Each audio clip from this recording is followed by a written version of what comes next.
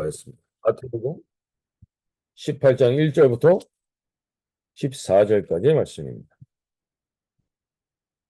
제가 새 번역 성경으로 읽어드릴 때 살아계신 하나님의 말씀을 들을 수 있게 소원합니다. 예수께서 18장입니다. 죄송합니다.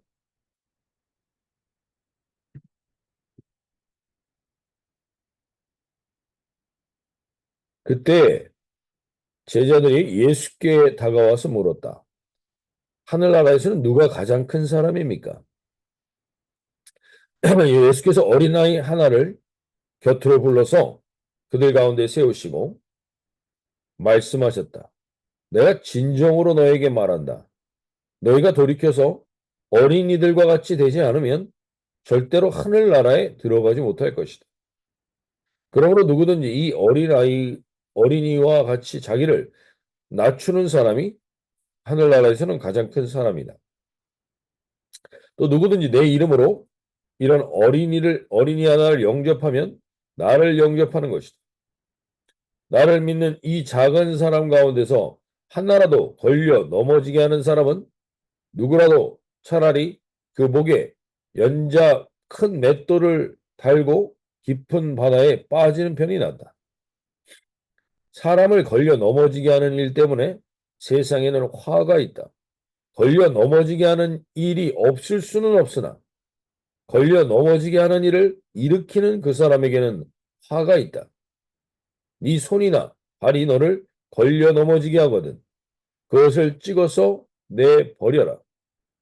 내가 두 손과 두 발을 가지고 영원한 불 속에 들어가는 것보다는 차라리 손이나 발 없는 채로 생명에 들어가는 편이 낫다. 또 내 눈이 너를 걸려 넘어지게 하거든 빼어버려라.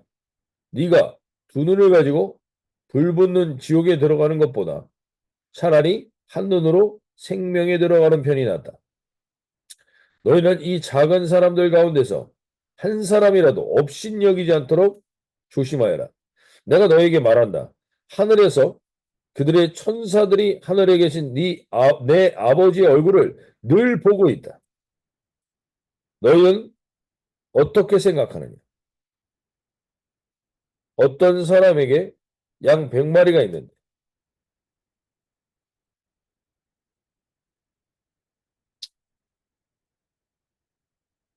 그 가운데 한 마리가 길을 잃었다고 하면 그는 99마리를 산에 남겨두고 길을 잃은 그 양을 찾아 나서지 않겠느냐. 내가 너에게 말한다. 그가 그 양을 찾으면 길을 잃지 않은 99마리 양보다 오히려 그 한 마리 양을 두고 더 기뻐할 것이다. 이와 같이 이 작은 사람들 가운데서 하나라도 망하는 것은 하늘에 계신 너희 아버지의 뜻이 아니다.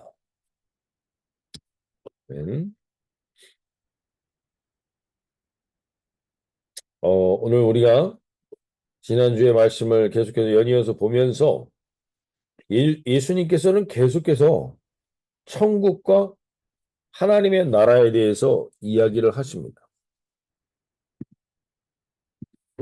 그런데 하나님께서 이 천국과 하나님에 대해서 나라에 대해서 이야기하시면서 마지막에 그 천국을 이루게 되는 과정에서 본인이 십자가를 지시는 것을 이야기합니다. 그 이야기에 제자들은 당황하면서 그렇게 되지 않도록 자기가 맡겠다라는 베드로의 고백에 예수님은 사탄아 물러가라라고 이야기를 하시면서 이들이 이들이 왜 예수님을 그렇게까지 붙들고 그렇게 될 수 없다라고 말하는 이 십자가를 지는 예수님을 받아들이기 어려워한 이유 중에 하나는 그들은 하나님의 나라, 천국에 대해서 다른 생각을 갖고 있기 때문입니다. 다른 천국, 다른 하나님에 대한 생각을 갖고 있습니다.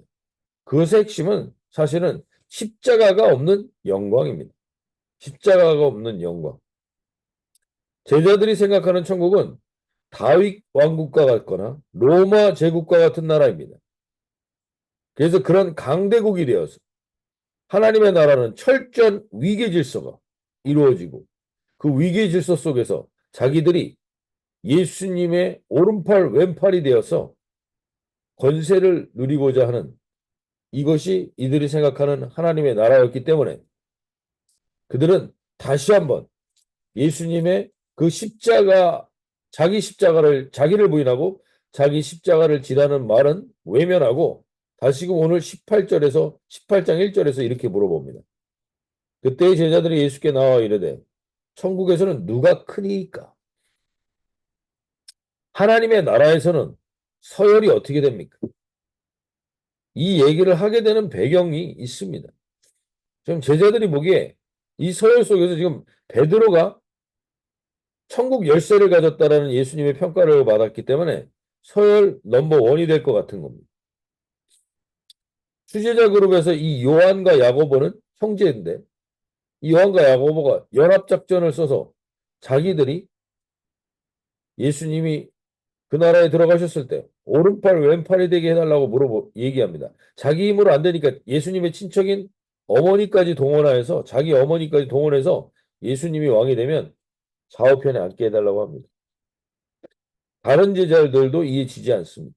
9명의 제자들은 안드레를 중심으로 해서 연합해서 자신들이 그 중에서 이 서열 1, 2, 3위로 있는 베드로, 야고보, 요한을 넘어설 수 있는 것에 대해서 또 고민하고 이야기하게 됩니다. 이들의 마음은 지금 서로를 어떻게 더 짓밟고 더 위에 올라가느냐에 관심이 많습니다. 이건 정확하게 우리가 이 세상을 살아가고 있는 이 세상에서의 서열 원리와 동일한 겁니다. 그것을 하나님의 나라에 그대로 접목시켜서 예수님에게 물어보는 겁니다. 예수님, 어떻게 보면 이 얘기죠. 예수님, 서열을 정리해 주십시오. 우리에게 지금 서열 논쟁이 계속 있는데 이 서열을 정리해 주십시오, 예수님. 누가 더 큰 자입니까? 오늘 어떻게 보면 교회도 그렇고 세상 타이틀도 그렇고 이 서열에 민감한 분들 때문에 교회까지도 그 온전치 못한 영향력이 계속해서 미치게 되니까 우리는 이 서열 원리에 따라서 있는 사람들은 이 세상을 하나님의 나라, 천국으로 만드는 게 아니라 계속해서 지옥으로 만들어가고 있습니다. 사탄은 우리에게 이 서열에 민감하게 만듭니다.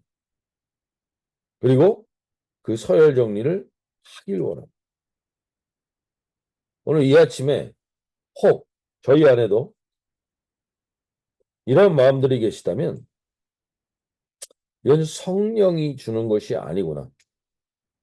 우리가 깨달을 수 있길 바랍니다. 예수님도 오늘 명확하게 이야기해 줍니다. 2절에서 예수께서 한 어린 아이를 불러 그들 가운데 세우시고 3절에 이르시되 진실로 너에게 이르노니 너희가 돌이켜 어린 아이들과 같이 되지 아니하면 결단코 천국에 들어가지 못한다.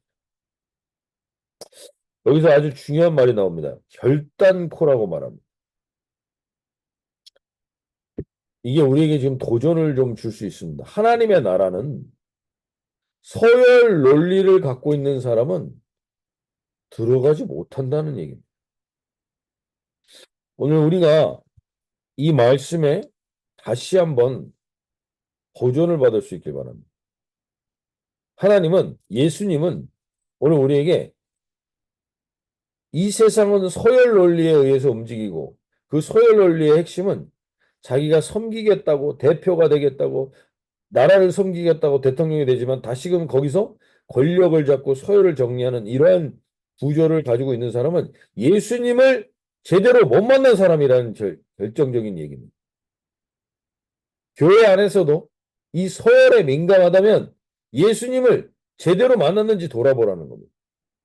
천국에 못 들어간다고 결단코 천국에 못 들어간다고 얘기하시는 걸로 봐서 이것을 우리가 주의해서 들어야 됩니다. 우리가 아직도 서열에 민감하고 그 서열에 놓여 있다면 예수님을 제대로 만났는지를 돌아보라는 얘기입니다. 그래서 예수님은 우리에게 어린아이들과 같이 되지 아니하면 이라고 말씀합니다. 이 어린 아이의 핵심은요. 이 파이디온이라는 이 헬라어는 사춘기 이전의 아이들을 지칭하는 말이라는 건데 성경에서는 가장 어디서 많이 쓰였냐면 마리아가 아기를 뱄을 때 그 아이를 그 아기를 표현하는 단어로 가장 많이 등장합니다. 아기. 즉 아기와 같지 않으면 하나님의 나라를 들어가지 못한다는 거예요. 이 아기의 특징이 뭡니까? 아기는 서열에 민감합니까? 아니면 부모의 존재에 민감합니까? 아기의 가장 중요한 특징은 서열에 민감한 게 아니라 부모의 존재에 민감합니다. 부모가 내가 어떠한 힘을 갖고 내가 어떤 서열에 있는가가 중요한 게 아니라 내 부모가 어디 있으며 내 부모가 나를 어떻게 보호해 주는가가 중요한 겁니다. 오늘 우리가 다시 한번 이 아침에 돌아보면서 우리의 마음을 지금 복잡하게 하고 있는 게 뭡니까? 그게 우리 마음 안에서 있는 여러 가지 서열의 논리가 우리를 복잡하게 할 수 있습니다. 어린아이는 젖을 먹고 편안히 누워있으면 행복해 보입니다. 어린아이는 어머니가 옆에 있는 것 외에는 바라는 게 없어요. 오늘 하나님께서 오늘 우리에게 이 마음을 회개하라는 거예요. 우리에게서 천국은 무엇이냐? 천국에서 가장 큰 자는 어떤 사람이냐? 하나님의 존재에 민감한 사람. 내가 어떤 서열을, 지위를 갖고 있느냐가 중요한 게 아니라 하나님의 존재에 대해서 민감한 사람. 그분과 내가 어떠한 교제를 가지고 있느냐가 가장 중요한 존재입니다. 오늘 이 아침에 다시 한번 저와 여러분은 하나님의 존재에 대해서 얼마나 지금 민감합니까?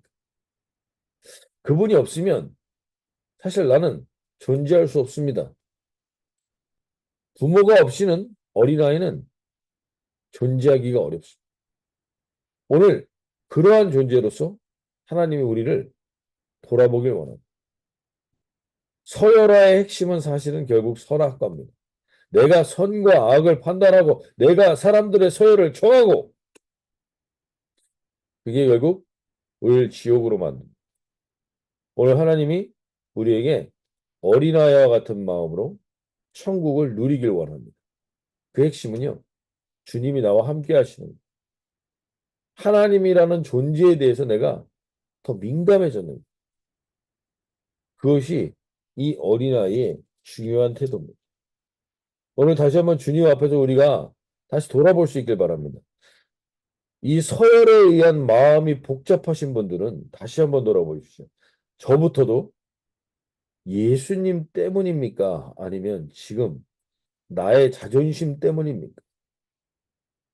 예수님의 존재에 민감하길 원하는 겁니까? 아니면 내가 이 땅에서 어떠한 대접을 받는가에 민감하려고 합니다.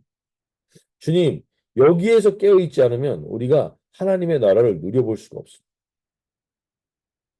이 어린아이와 같이 주님의 존재에 민감할 수 있다.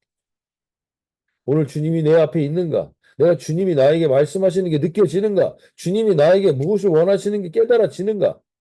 그것을 확인하기 위해서 오늘 우리는 이 새벽에 이 자리에 있는 것입니다.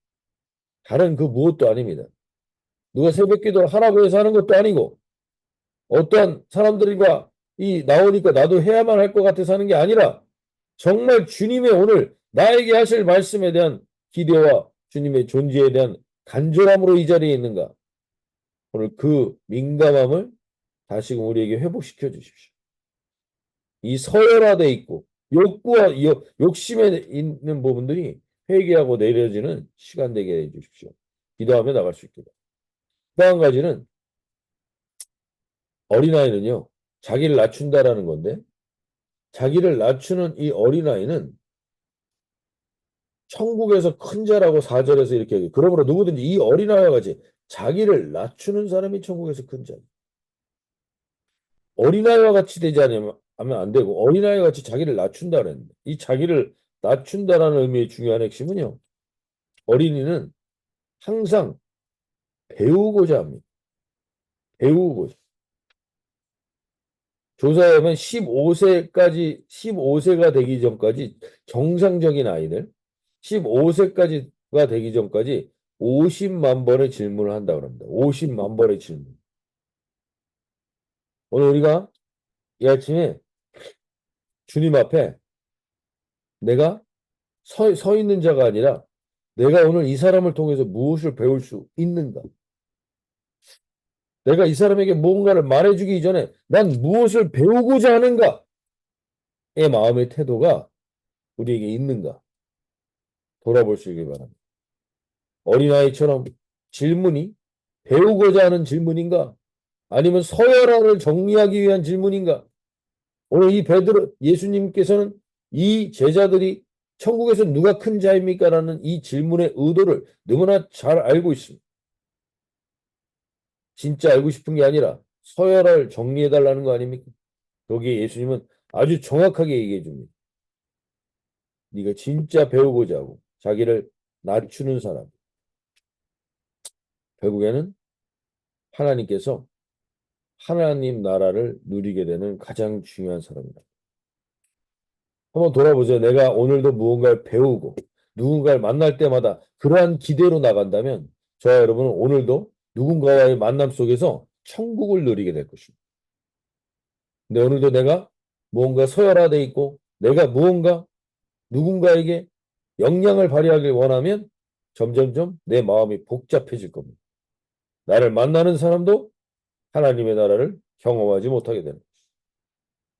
오늘 저와 여러분이 이 사람 가운데 중요한 이 기준, 오늘도 나는 누군가의 만남을 통해서 배우게 해주실 줄로 믿습니다. 새롭게 깨닫게 해주실 줄로 믿습니다. 한 사람 한 사람을 그렇게 소중히 여기게 되는 그러한 통로가 되실 수 있길 바랍니다. 그러면서 마지막으로 하나님이 강력하게 경고하시는 게 있습니다. 28장 6절입니다. 누구든지 나를 믿는 이 작은 자 중에 하나를 실족하게 하면 차라리 연자 맷돌이 그 목에 달려서 깊은 바다에 빠뜨려지는 것이 나으니라. 작은 자 중에 하나를 실족하게 하면 어린아이를 우습게 여기 그 아이를 실족하게 하면 차라리 죽는 게 낫다. 라는 표현으로 강력하게 이야기하십니다. 내 손으로 그런 일을 했으냐? 네 발로 그런 범죄를 했느냐? 네 눈으로 그런 존재를 했느냐? 근데 그 핵심이 뭔가? 그걸 10절에서 정확하게 예수님이 이야기해 주십니다. 정확하게 마태복음 18장 10절에서 삼가 이 작은 자 중에 하나도 업신 여기지 말라. 너에게 말하노니 그들의 천사들이 하늘에서 하늘에 계신 내 아버지 얼굴을 항상 배옵느니라. 즉 우리가 손과 발과 눈과 생각으로 누군가를 업신여긴다. 이 업신여긴다라는 것의 핵심이 아래로 본다. 아래로 룩다운한다. 이 사람을 아주 업신여긴다라는 게 아래로 본다라는 의미에서 이 원어적인 의미가 그겁니다. 아래로 보고 우습게 여기고 한 사람 업신여기는 걸 하나님은 아주 비참하게 아주 철저하게 돌아보고 있다고 말씀하시고 천국의 천사들이 하늘에서 그들의 천사들이라고 말합니다. 즉 하나님은 모든 사람들에게 천사가 붙어 있습니다. 그리고 그 천사들이 우리가 어떠한 행동을 하는지를 너무나 잘 알고 하나님의 얼굴에서 하나님과 이야기하고 있다고 말씀하십니다. 오늘 우리가 여기에 깨어있길 바랍니다. 우리의 언행이, 우리의 시선이, 우리의 손과 발이 누군가를 업신여기는 것에 통로가 되고 있다면 주님이 분명히 해서 내가 다 보고 있다는 겁니다. 그 천사들이 나에게 다 알게 한다는 겁니다. 오늘 여기에 민감하게 깨어있는 하루를 살게 될 때 우리는 천국에서 하나님 나라에서 큰 자로 살게 되는 것입니다. 14절에 이와 같이 이 작은 자 중에 하나라도 잃는 것은 하늘에 계신 너희 아버지의 뜻이 아닙니다. 오늘 다시 한번 이 아침에 우리가 주님은 우리가 하나님의 나라를 누리길 원하고 하나님의 나라를 누리는 사람으로서 하나님 그 경험을 하길 원하면서 살길 원하시는데 거기에 가장 중요한 핵심이 무엇입니까? 지금 사람을 업신여기죠. 한 어린아이와 같이 하나님의 존재에 민감하게 하려고 해야지 서열화하고 거기서 권력을 가지려고 하는 마음들, 그 욕심들, 그것은 나를 오늘 지옥을 살게 하는 겁니다. 오늘 하나님께서 우리에게 어린아이와 같이 나는 하나님으로 충분합니다. 엄마 품 안에서 그것으로 모든 평안을 누리는 아이처럼 그 하나님의 존재에 민감한 하루, 그러한 천국을 누리시길 바랍니다. 그 다음에 우리가 한 아이처럼 늘 배우려고 할 때, 무언가를 알려고 할 때, 한 사람 한 사람을 소중히 여기며 그 한 사람 한 사람에게 무언가 배우고자 하는 마음으로 설 때, 우리는 오늘도 하나님의 나라를 누리게 될 걸로 믿습니다. 그리고 오늘 주님께서 말씀하십니다. 절대로, 절대로 사람을 업신여기는 시선과 말과 행동이 내 안에서 있지 않게 해주십시오. 아주 하나님이 경고하며 예수님이 말씀하신 이 말씀에 깨어 한 사람이라도 잃어버리지 않는 역사가 있도록 주님 오늘은 그러한 복의 통로로 살아가는 그 천국에서 큰 자로 하나님 나라에서 진정한 큰 자는 어린아이와 같이 겸손하게 주님께 붙어 있으며 늘 배우는 삶의 태도를 가진 사람이라면 오늘부터 우리는 하나님의 나라를 누리게 될 줄로 믿습니다. 그러한 하나님의 나라를 누리는 하루가 되시기를 소원합니다.